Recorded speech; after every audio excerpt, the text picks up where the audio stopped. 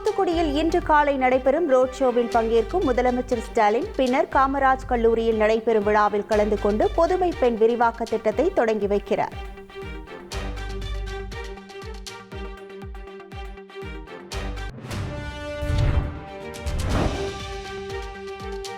திமுக கூட்டணி வெற்றிக்கு கட்சி தொண்டர்கள் கடுமையாக பாடுபட வேண்டும் என்று முதலமைச்சர் ஸ்டாலின் கேட்டுக்கொண்டார்.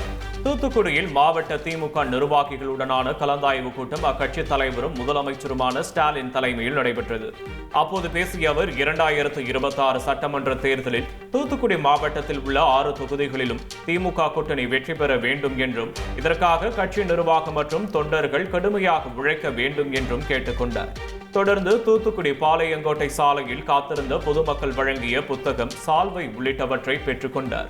அங்குள்ள மாநகராட்சி நூலகத்திற்கு சென்று புத்தகங்களை பார்வையிட்ட முதலமைச்சர் ஸ்டாலின் பின்னர் பொதுமக்களுடன் அமர்ந்து தேநீர் அருந்தினார்.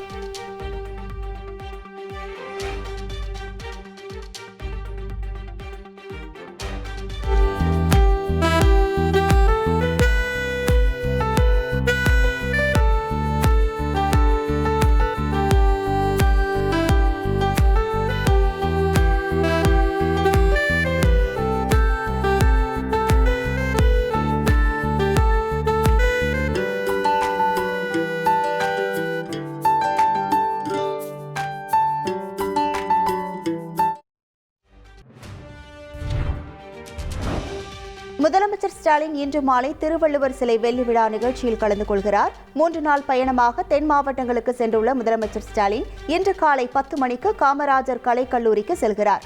மாலை 4:30 மணிக்கு அங்கிருந்து புறப்பட்டு திருவள்ளுவர் சிலை 25ஆம் வெள்ளி விழா நிகழ்ச்சியில் பங்கேற்கிறார். பின்பு நிகழ்ச்சி முடிந்து அங்கிருந்து புறப்பட்டு பொதுப்பணித்துறை விருந்தினர் விடுதியில் இரவு தங்குகிறார். நாளை காலை 9:30 மணிக்கு அங்கிருந்து புறப்பட்டு கூட்டம் நடைபெறும் இடத்திற்கு செல்கிறார். கூட்டம் முடிந்து அங்கிருந்து புறப்பட்டு தூத்துக்குடி விமான நிலையம் வந்து மதியம் 1:25 மணிக்கு பயணிகள் விமானத்தில் சென்னைக்கு வருகிறார்.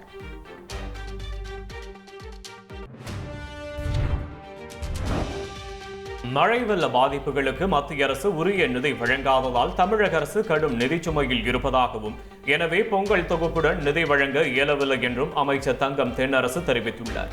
கன்னியாகுமரியில் செய்தியாளர்களிடம் பேசிய அவர், பொங்கலை ஒட்டி மகளிர் உரிமை தொகையை முன்னதாகவே வழங்க நடவடிக்கை எடுக்கப்பட்டுள்ளதாகவும் தெரிவித்தார்.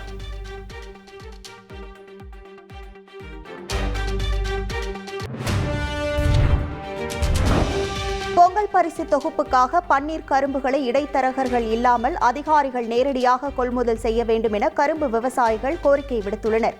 கடலூர் மாவட்டம் பத்திரக்கோட்டை மற்றும் அதன் சுற்றுவட்டார பகுதிகளில் 300 ஏக்கரில் பன்னீர் கரும்பு சாகுபடி செய்யப்பட்டுள்ளது. பன்னீர் கரும்புகள் தற்போது அறுவடைக்கு தயாராக உள்ள நிலையில் இடைத்தரகர்கள் இல்லாமல் அதிகாரிகள் நேரடியாக கொள்முதல் செய்ய வேண்டும் என அரசுக்கு விவசாயிகள் கோரிக்கை விடுத்துள்ளனர்.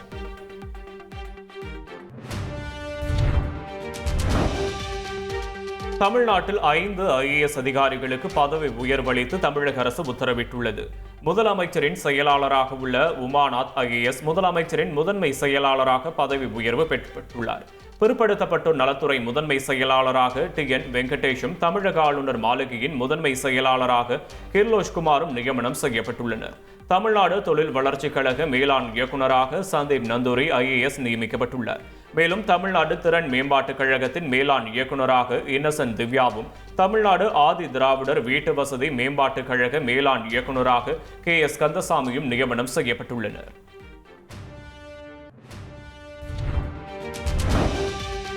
தமிழகம் முழுவதும் 56 காவல்துறை அதிகாரிகள் பணியிட மாற்றம் செய்யப்பட்ட நிலையில் SP-யாக இருந்த வருண்குமார், வந்திதா பாண்டே ஆகியோர் DIG-யாக பதவி உயர்வு பெற்றுள்ளனர். ஆயுதப்படை பிரிவு ADGP-யாக இருந்த மகேஷ்குமார் அகர்வால் DGP-யாக பதவி உயர்வு பெற்றுள்ளார். தமிழக காவல்துறை நிர்வாக பிரிவு ADGP-யாக இருந்த வெங்கட்ராமன் DGP-யாகவும், காவல்துறை தலைமையக பிரிவில் ADGP-யாக இருந்த வினித் தேவ் வான்கடே DGP-யாகவும் பதவி உயர்வு பெற்றுள்ளனர். தமிழ்நாடு சீருடை பணியாளர் தேர்வாணைய ADGP கல்பனா நாயக் சிலை கடத்தல் தடுப்பு பிரிவு ADGP-யாக பணியிட மாற்றம் செய்யப்பட்டுள்ளார்.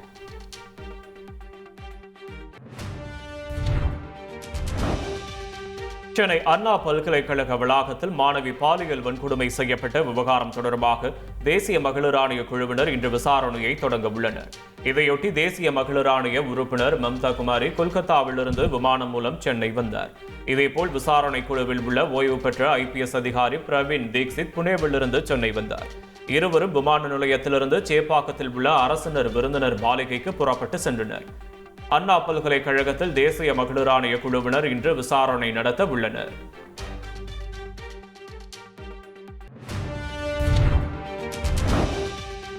அண்ணா பல்கலைக்கழக மாணவி விவகாரம் தொடர்பாக தேசிய மகளிர் ஆணையம் விசாரிப்பதை தாம் வரவேற்பதாக நாம் தமிழர் கட்சி தலைமை ஒருங்கிணைப்பாளர் சீமான் தெரிவித்துள்ளார்.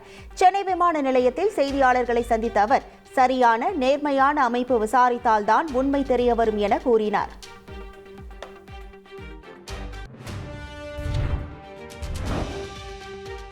சென்னை அண்ணா பல்கலைக்கழக மாணவி பாலியல் வன்கொடுமை சம்பவத்தை வைத்து யார் அந்த சார் என்ற கேள்வியுடன் அதிமுகவினர் தொடர்ந்து நூதன போராட்டம் நடத்தி வருகின்றனர். இந்த சம்பவத்தில் கைதான ஞானசேகரன் சார் ஒருவருக்கும் ஒத்துழைக்க வேண்டும் என மிரட்டியதாக பாதிக்கப்பட்ட மாணவி புகாரில் கூறியுள்ளார். இதையடுத்து யார் அந்த சார் என கேள்வியுடன் தமிழ்நாடு முழுவதும் அதிமுக சார்பில் போஸ்டர் ஒட்டப்பட்டன. இந்த விவகாரத்தை மக்களிடம் கொண்டு செல்லும் விதமாக மக்கள் அதிகம் கூடும் இடங்களில் ஒன்றான சென்னை ராயப்பேட்டையில் உள்ள தனியார் வணிக வளாகத்தில் அதிமுக சார்பில் நூதன பிரச்சாரம் மேற்கொள்ளப்பட்டது.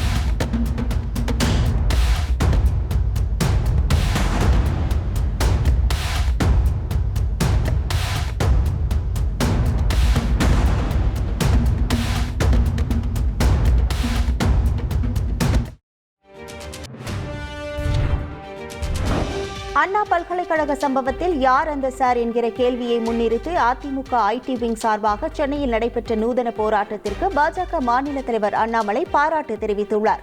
சாமானியர்கள் பாதிக்கப்படும் போது ஒருவர் மட்டுமே அப்பிரச்சனையை முன்னிறுத்துவது அரசியல் ஆகாது என்றும், யார் அந்த சார் என்கிற முக்கியமான கேள்வியை அதிமுக IT விங் முன்னெடுத்ததற்கு பாராட்டுகள் என்றும் எக்ஸ் தள பதிவில் அண்ணாமலை குறிப்பிட்டுள்ளார்.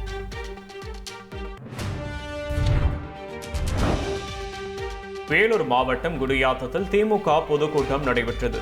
இதில் கலந்து கொண்டு பேசிய அக்கட்சி அமைப்பு செயலாளர் RS பாரதி அதிமுக, பாஜக உள்ளிட்ட எதிர்க்கட்சியினரை கடுமையாக விமர்சித்தார். எங்கு எது நடந்தாலும் எதிர்க்கட்சியினர் திமுக அரசு மீது பழி போடுவதாக அவர் குற்றம் சாட்டினார். திமுகவுக்கு எப்படியாவது கெட்ட பெயர் உருவாக்க வேண்டும் என திட்டமிட்டு சதிக்கூட்டம் செயல்பட்டு வருவதாகவும் RS பாரதி கடுமையாக விமர்சித்தார்.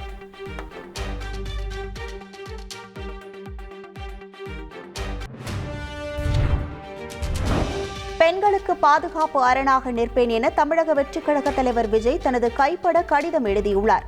மகளிருக்காக அவர் எழுதியுள்ள கடிதத்தில் பாலியல் குற்றங்கள் உள்ளிட்ட பல்வேறு வன்கொடுமைகளை கண்டு ஒரு அண்ணனாக மன அழுத்தத்திற்கும் சொல்லொன்னா வேதனைக்கும் ஆளாவதாக தெரிவித்துள்ளார்.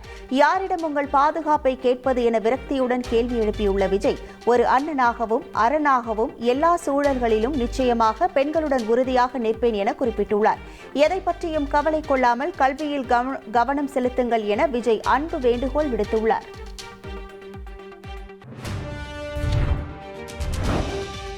பாமக ஜனநாயக கட்சி என்றும், ஜனநாயக கட்சியில் காரசார விவாதங்கள் சகஜம் என்றும் பாமக தலைவர் அன்புமணி ராமதாஸ் கூறியுள்ளார். பாமக சிறப்பு பொதுக்குழு கூட்டத்தில் பாமக நிறுவனர் ராமதாசுக்கும் பாமக தலைவர் அன்புமணி ராமதாசுக்கும் இடையே கருத்து மோதல் வெடித்தது. இந்நிலையில் தைலாபுரம் தோட்டத்தில் பாமக நிறுவனர் ராமதாஸை பாமக தலைவர் அன்புமணி சந்தித்து பேசினார். பின்னர் செய்தியாளர்களுக்கு பேட்டியளித்த அன்புமணி உட்கட்சி பிரச்சனையில் அடுத்தவர்கள் தலையிட வேண்டாம் என கேட்டுக்கொண்டார். வரும் ஜனவரி 4ஆம் தேதி வரை தமிழகத்தில் ஓரிரு இடங்களிலும் புதுவை மற்றும் காரைக்கால் பகுதிகளிலும் லேசானது முதல் மிதமான மழை பெய்யக்கூடும் என சென்னை வானிலை ஆய்வு மையம் அறிவித்துள்ளது. சென்னை மற்றும் புறநகரில் நகரின் ஒரு சில பகுதிகளில் லேசானது அல்லது மிதமான மழை பெய்யும் என எதிர்பார்க்கப்படுகிறது. அதிகபட்ச வெப்பநிலை 30 டிகிரி செல்சியஸை ஒட்டியும் குறைந்தபட்ச வெப்பநிலை 24 டிகிரி செல்சியஸை ஒட்டியும் இருக்கக்கூடும்.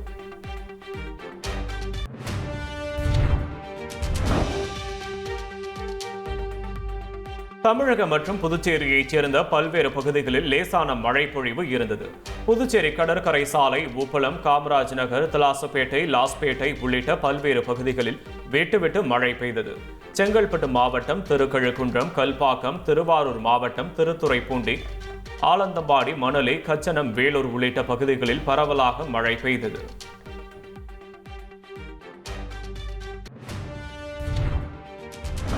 ஆந்திர மாநிலம் ஸ்ரீஹரிகோட்டாவில் இருந்து PSLV-C-60 ராக்கெட் இன்று விண்ணில் ஏவப்படுகிறது.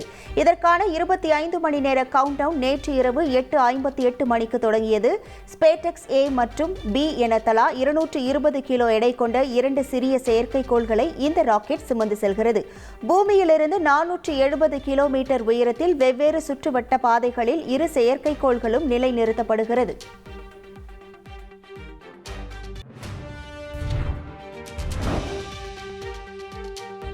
டெல்லியில் வீடுகளற்ற மக்கள் அரசால் அமைக்கப்பட்ட தற்காலிக கூடாரங்களில் தங்கி வருகின்றனர். டெல்லி முழுவதும் கடுமையான குளிர் வாட்டி வதைக்கும் நிலையில் வீடுகளற்ற மக்களுக்காக 235 தங்கும் கூடாரங்களை டெல்லி அரசு அமைத்துள்ளது. இதனால் இரவு நேரங்களில் ஏராளமான மக்கள் அரசின் கூடாரங்களில் தங்கி ஓய்வெடுத்தனர். அரசு அமைத்த கூடாரங்களில் தலா ஒரு போர்வை மற்றும் படுக்கை விரிப்பு தரப்படுவதாகவும் 3 வேளையும் உணவு வழங்கப்படுவதாகவும் அங்கு தங்கியவர்கள் தெரிவித்துள்ளனர்.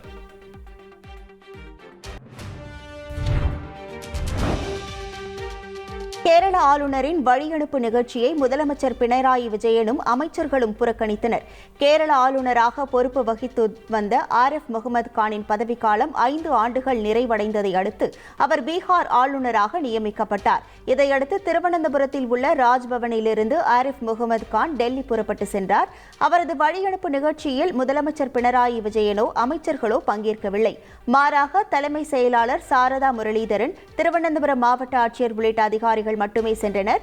பல்கலைக்கழக துணைவேந்தர் நியமனம், சட்டமன்றத்தில் நிறைவேற்றப்பட்ட மசோதாக்களில் கையெழுத்திடுவது போன்ற விவகாரங்களில் கேரள அரசும் ஆளுநருக்கும் இடையே மோதல் நிலவி வந்தது குறிப்பிடத்தக்கது. பீகாரில் அரசு பணியாளர் தேர்வாணையம் நடத்திய தேர்வை மறுதேர்வு நடத்தக்கோரி போராடிய தேர்வர்கள் மீது தடியடி நடத்தப்பட்டதால் பரபரப்பு ஏற்பட்டது. பீகார் அரசு பணியாளர் தேர்வாணையம் சார்பில் கடந்த 13ஆம் தேதி தேர்வு நடைபெற்றது. இந்த தேர்வுக்கான வினாத்தால் முன்கூட்டியே கசிந்ததாக குற்றம் சாட்டி தேர்வர்கள் போராட்டங்களில் ஈடுபட்டு வருகின்றனர். இந்நிலையில் பாட்னாவில் உள்ள காந்தி மைதானத்தில் தேர்வர்கள் போராட்டம் நடத்தினர். இதில் ஜன்சுராஜ் கட்சியின் தலைவர் பிரசாந்த் கிஷோரும் கலந்து கொண்டு ஆதரவு தெரிவித்தார். அப்போது தேர்வர்களுக்கும் காவல்துறையினருக்கும் இடையே தள்ளுமுள்ளு ஏற்பட்டது. இதையடுத்து போராட்டக்காரர்கள் மீது போலீசார் லேசான தடியடி நடத்தினர்.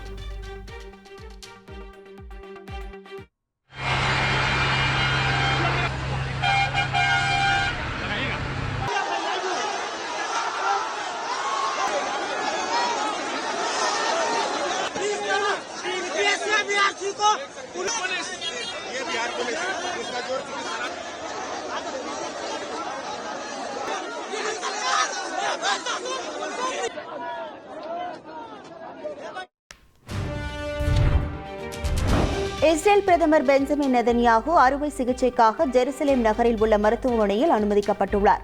சிறுநீரக குழாயில் நோய் தொற்று காரணமாக அவருக்கு அறுவை சிகிச்சை மேற்கொள்ளப்பட உள்ளதாக தெரிவிக்கப்பட்டுள்ளது. இதையொட்டி பலத்த பாதுகாப்புடன் நெதன்யாகு காரில் மருத்துவமனைக்கு சென்றார். அவர் சில நாட்கள் மருத்துவமனையில் தங்கி சிகிச்சை பெறுவார் என தெரிவிக்கப்பட்டுள்ளது.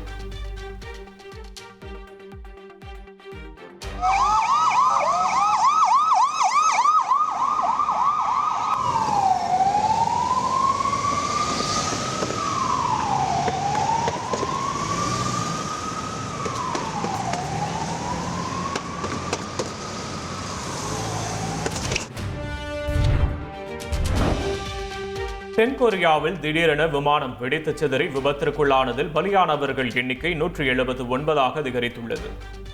175 பயணிகள் 6 ஊழியர்களுடன் பாங்காங்கிலிருந்து பயணித்த ஜேஜி விமானம் தென்கொரியாவில் முவான் நகரில் தரையிறங்கும் போது தொழில்நுட்ப கோளாறால் தீப்பிடித்து எரிந்தது. விமானமானது ஓடுபாதையிலிருந்து விலகி வேலியில் மோதியதாக தெரிவிக்கப்பட்டுள்ளது. விமானம் தீப்பிடித்து எரிந்து அப்பகுதியே கரும்புகை சூழ்ந்து காட்சியளித்தது. இவ்விபத்தில் 179 பேர் பரிதாபமாக உயிரிழந்தனர்.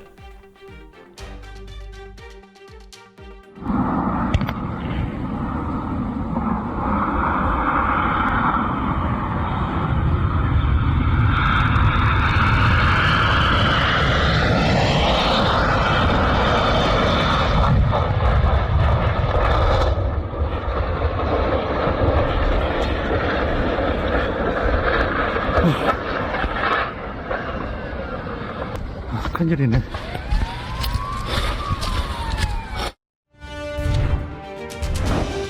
ஆழ்கடல் அறிவியல் ஆராய்ச்சிக்காக சீனா முதன்முறையாக டான்சுவோ 3 என அதிநவீன கப்பலை தயாரித்துள்ளது. ஹனான் மாகாணத்தில் உள்ள கடற்கரையிலிருந்து அந்த கப்பல் தனது பயணத்தை தொடங்கியது. அதனை ஏராளமானோர் கையசைத்து மகிழ்ச்சியுடன் வழியனுப்பி வைத்தனர். 104 கிலோமீட்டர் நீளம் கொண்ட இந்த கப்பல் 10,000 டன் எடையை சுமக்கக்கூடியது என்று தெரிவிக்கப்பட்டுள்ளது.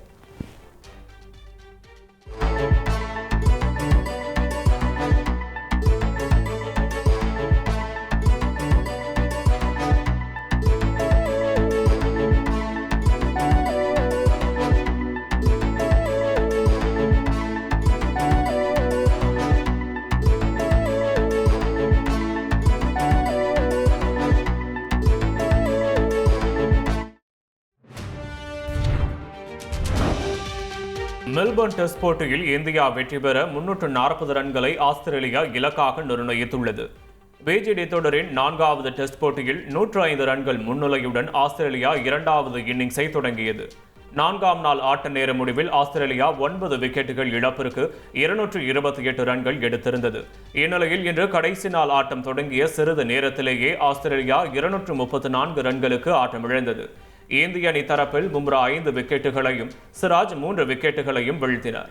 இதையடுத்து 340 ரன்கள் என்ற சவாலான இலக்குடன் இந்திய அணி பேட்டிங்கை தொடங்கிய நிலையில் அடுத்தடுத்த விக்கெட்டுகளை இழந்து தடுமாறி வருகிறது.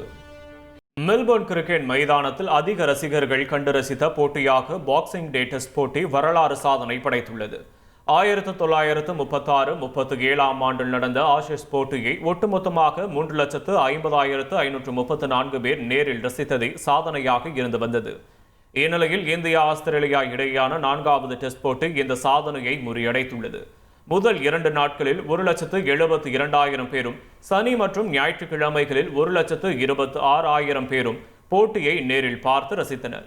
5ஆம் நாள் தொடக்கத்திலேயே சாதனை நிகழ்த்தப்பட்டதாக மெல்போர்ன் கிரிக்கெட் மைதானம் அறிவித்துள்ளது.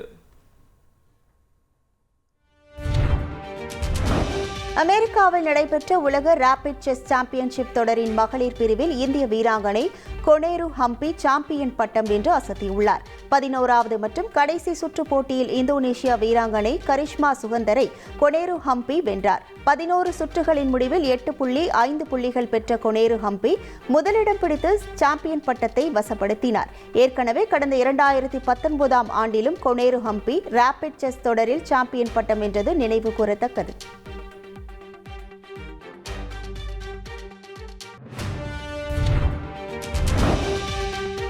ரேபிட் செஸ் சாம்பியன் பட்டம் வென்றுள்ள இந்திய வீராங்கனை கொனேரு ஹம்பிக்கு பிரதமர் மோடி வாழ்த்து தெரிவித்துள்ளார்.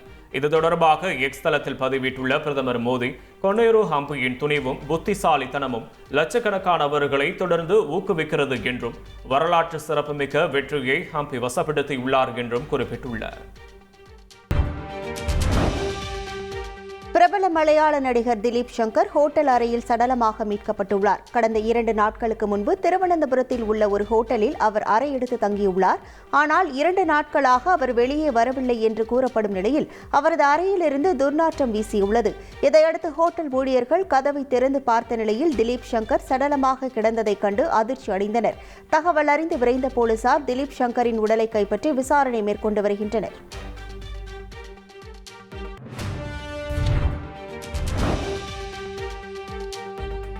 கோவை மாவட்டம் சரவணம்பட்டி தனியார் மாலில் நடந்த உணவு திருவிழாவில் ஏற்பட்ட தகராறு காரணமாக பரபரப்பு ஏற்பட்டது. கடைசி நாளான நேற்று திடீரென மின்சாரம் சுமார் 1 மணி நேரம் நிறுத்தப்பட்டதால் அரங்குகள் அமைத்தவர்கள் வியாபாரம் பாதித்ததாக கூறி ஒருங்கிணைப்பாளரிடம் வாக்குவாதத்தில் ஈடுபட்டனர். மேலும் அங்கிருந்து அவர் செல்ல முயன்றபோது அவரின் காரை வழிமறித்து அமர்ந்து போராட்டத்தில் ஈடுபட்டனர். தகவல் அறிந்து வந்த சரவணம்பட்டி காவல்துறையினர் போராட்டத்தில் ஈடுபட்டவர்களை அப்புறப்படுத்தி விசாரணை நடத்தி வருகின்றனர்.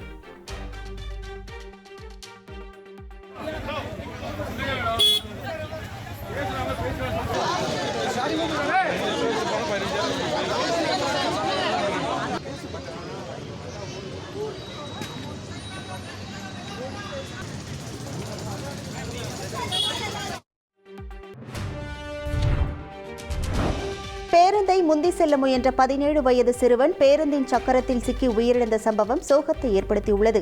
புதுச்சேரி மாநிலம் பூமியான்பேட்டையை சேர்ந்த திவேஷ் மற்றும் அவரது நண்பர் கிறிஸ்டோபர் இருவரும் இருசக்கர வாகனத்தில் கடலூர் சென்றுவிட்டு வீடு திரும்பிக் கொண்டிருந்தனர். வாகனத்தை ஓட்டி வந்த திவேஷ் அரியாங்குப்பம் டோல்கேட் பகுதியில் தனியார் பேருந்து ஒன்றை முந்தி செல்ல முயற்சித்தார்.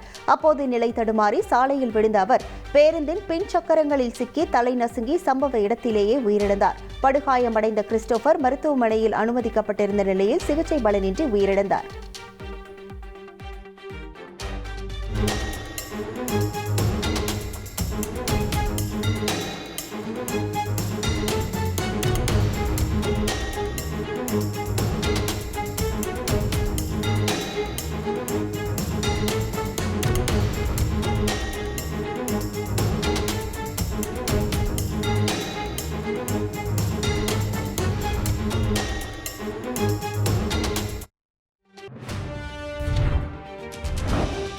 திருச்செந்தூர் சுப்பிரமணிய சுவாமி கோயிலில் முதலமைச்சரின் மனைவி துர்கா ஸ்டாலின் மற்றும் அமைச்சர் அன்பில் மகேஷ் ஆகியோர் சுவாமி தரிசனம் செய்தனர்.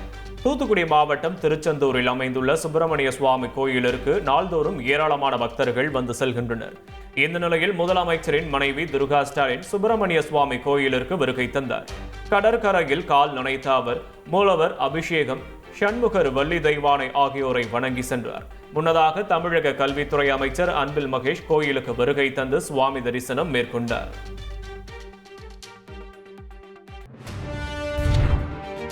இசையமைப்பாளர் இளையராஜா திருவாரூர் தியாகராஜர் கோவிலில் திடீரென சுவாமி தரிசனம் மேற்கொண்டார். முன்னதாக இளையராஜாவிற்கு கோவில் நிர்வாகம் சார்பில் மாலை அணிவித்தும் பொன்னாடை போர்த்தியும் வரவேற்பு அளிக்கப்பட்டது. தொடர்ந்து தியாகராஜர் சன்னதி மற்றும் கமலாம்பாள் சன்னதி உள்ளிட்ட பல்வேறு சன்னதிகளில் சுவாமி தரிசனம் செய்த அவர் பின்பு திருச்சி புறப்பட்டு சென்றார்.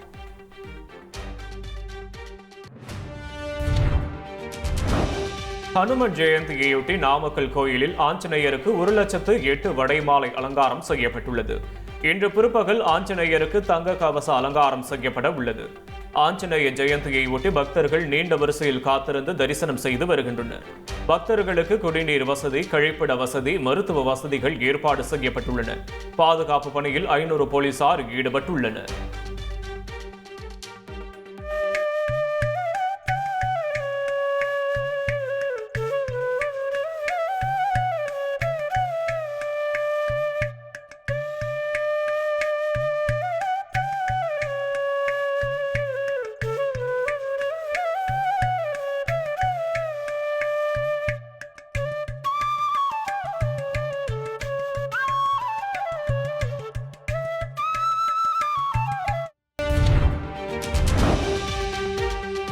சென்னை வடபழனி முருகன் கோவிலுக்கு வெடிகுண்டு மிரட்டல் விடுக்கப்பட்ட சம்பவம் அதிர்ச்சியை ஏற்படுத்தியுள்ளது. நள்ளிரவு 12:15 மணிக்கு காவல் கட்டுப்பாட்டு அறைக்கு தொடர்பு கொண்டு மர்ம நபர் மிரட்டல் விடுத்தார்.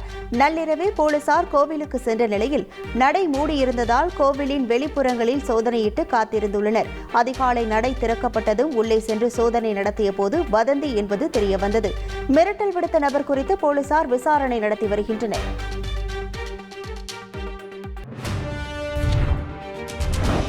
கலைஞர் கனவு இல்ல திட்டத்தின் கீழ் கட்டப்படும் வீடுகளில் சம்பளம் இல்லாமல் பயனாளிகளை வேலை பார்க்க வைக்கும் அவலம் மானாமதுரையில் அரங்கேறி வருகிறது.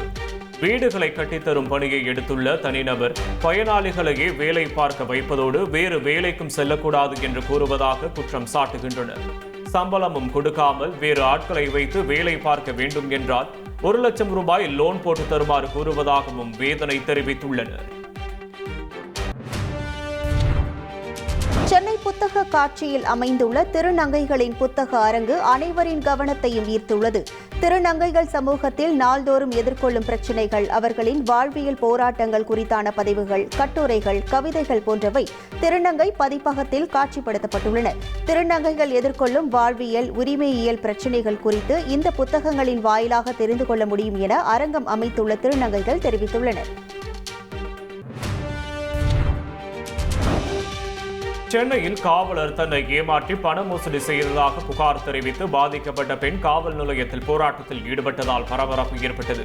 சென்னை கோட்டூர்புரம் காவல் நிலைய காவலர் செல்லதுரை காதலிப்பதாக கூறி 3 லட்சம் பணம், நகைகளை வாங்கி ஏமாற்றிவிட்டதாகவும், பணம் நகையை திருப்பி கேட்டால் கொலை மிரட்டல் விடுப்பதாகவும் அந்த பெண் குற்றம் சாட்டியுள்ளார்.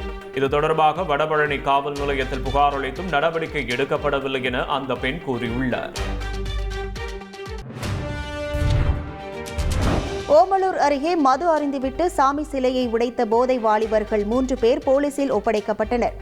புதூர் காடம்பட்டி பெருமாள் மலையில் உள்ள வெங்கடேச பெருமாள் கோவில் வளாகத்தில் மது அருந்தியதை தட்டி கேட்ட பூசாரியை 6 இளைஞர்கள் சேர்ந்து தாக்கியதுடன் சாமி சிலையையும் உடைத்துள்ளனர். போலீசார் அவர்களை எச்சரித்து அனுப்பிய நிலையில் 3 பேர் திரும்பி வந்து அங்கு நின்ற கார்களின் கண்ணாடியையும் உடைத்த சம்பவம் அதிர்ச்சியை ஏற்படுத்தியுள்ளது.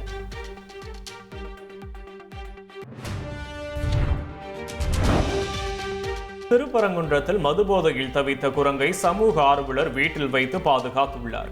பாதிக்கப்பட்ட குரங்கை பரிசோதித்த கால்நடை மருத்துவர் இயல்பு நிலைக்கு திரும்ப 4 மணி நேரத்திற்கு மேலாகும் என கூறியுள்ளார். இதையடுத்து அந்த குரங்கை சமூக ஆர்வலர் ஸ்னேக் பாபு தனது வீட்டிற்கு எடுத்துச் சென்றார். கீழே கிடந்த மது பாட்டிலிருந்து தானே மதுவை எடுத்து குரங்கு குடித்ததா அல்லது சமூக விரோதிகள் குரங்குக்கு மதுவை ஊற்றி கொடுத்தனரா என்பது இதுவரை தெரியவில்லை. சரிப்பா.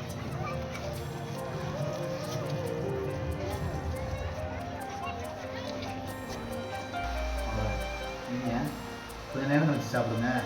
இங்கே நல்லா இருக்கும்.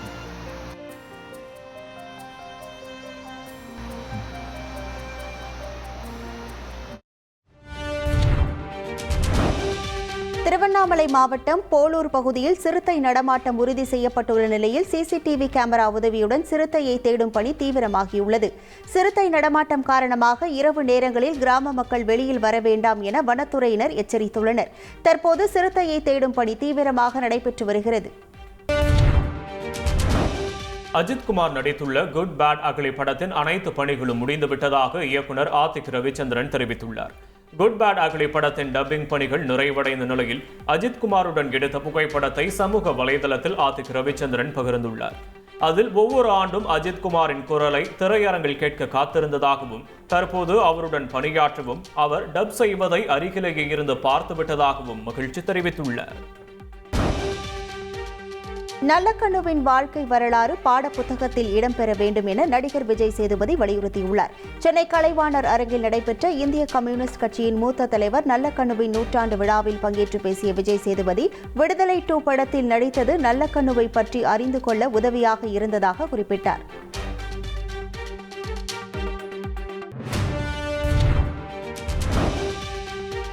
ராமநாதபுரத்தில் பாஜக மாவட்ட தலைவரை மாற்றக்கோரி அக்கட்சியினர் ஊர்வலமாக சென்று அரண்மனை முன்பு ஆர்ப்பாட்டத்தில் ஈடுபட்டனர். உட்கட்சி தேர்தலில் தனக்கு வேண்டியவர்களை நியமிப்பதாகவும் கட்சிக்காக உழைப்பவர்களை புறக்கணிப்பதாகவும் அம்மாவட்ட பாஜக நிர்வாகி தரணி முருகேசன் மீது புகார்கள் எழுந்துள்ளன. இதையடுத்து அவரை மாற்றக்கோரி பாஜகவினர் ஊர்வலமாக சென்று அரண்மனை முன்பு ஆர்ப்பாட்டம் நடத்தினர்.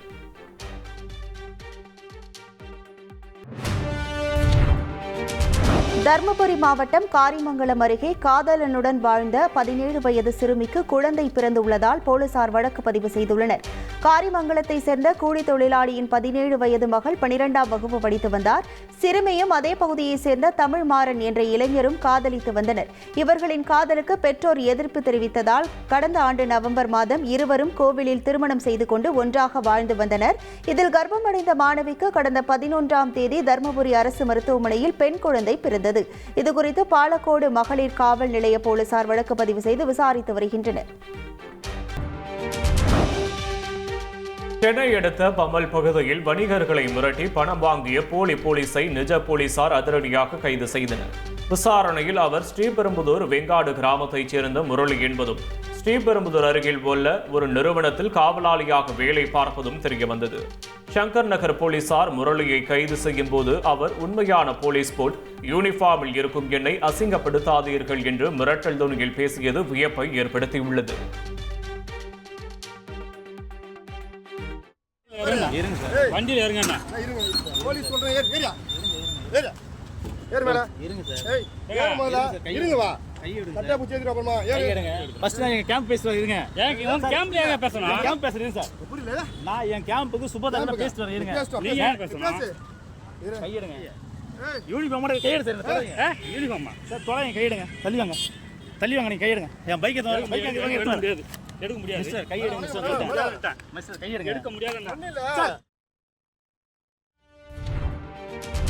மதுரை அருகே டங்ஸ்டன் கனிம சுரங்க ஏலத்தை மத்திய அரசு முழுமையாக ரத்து செய்ய கோரி கிராம மக்கள் கும்மி அடித்தபடி மீண்டும் போராட்டத்தில் இறங்கியுள்ளனர்.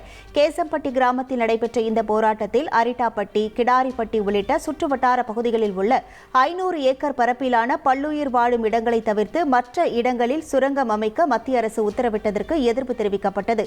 ஜனவரி 7ஆம் தேதி முல்லை பெரியார் ஒருபோக பாசன சங்கம் சார்பில் கண்டன போராட்டம் நடைபெறும் எனவும் அவர்கள் தெரிவித்துள்ளனர். திட்டத்தை முழுமையாக ரத்து செய்.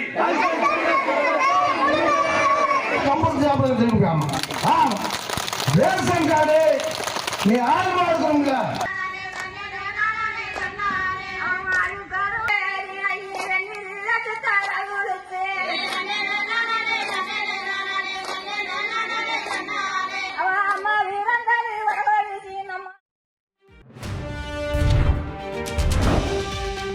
கேரள மாநிலம் கோட்டயத்தில் ஆட்டோ மீது கார் ஒன்று மோதிவிட்டு நிற்காமல் சென்ற சிசிடிவி காட்சி வெளியாகியுள்ளது. கச்சேரி கடவு ஜங்ஷனில் நடந்த இந்த சம்பவத்தில் காரை ஓரமாக நிறுத்துவது போன்று சென்ற ஓட்டுநர் திடீரென வேகமாக புறப்பட்டு சென்றார். ஓட்டுநர் காயங்களுடன் மீட்கப்பட்டு தற்போது மருத்துவமனையில் அனுமதிக்கப்பட்டுள்ள நிலையில் விபத்தை ஏற்படுத்திய காரை போலீசார் தேடி வருகின்றனர்.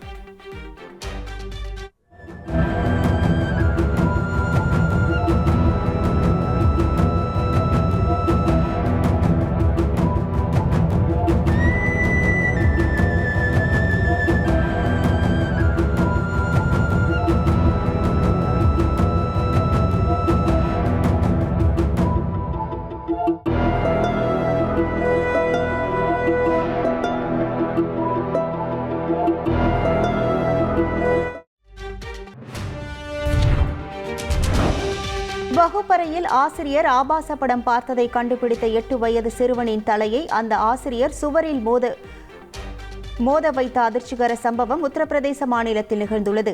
ஜான்சி நகரில் உள்ள பள்ளி ஒன்றில் வகுப்பறையில் அமர்ந்து கொண்டு ஆசிரியர் குல்தீப் யாதவ் ஆபாச படம் பார்த்துள்ளார்.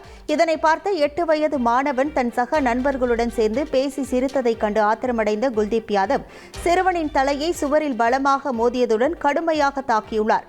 இதுகுறித்து சிறுவனின் தந்தை அளித்த புகாரின் பேரில் போலீசார் குல்தீப் யாதவை பிடித்து தீவிர விசாரணை மேற்கொண்டுள்ளனர்.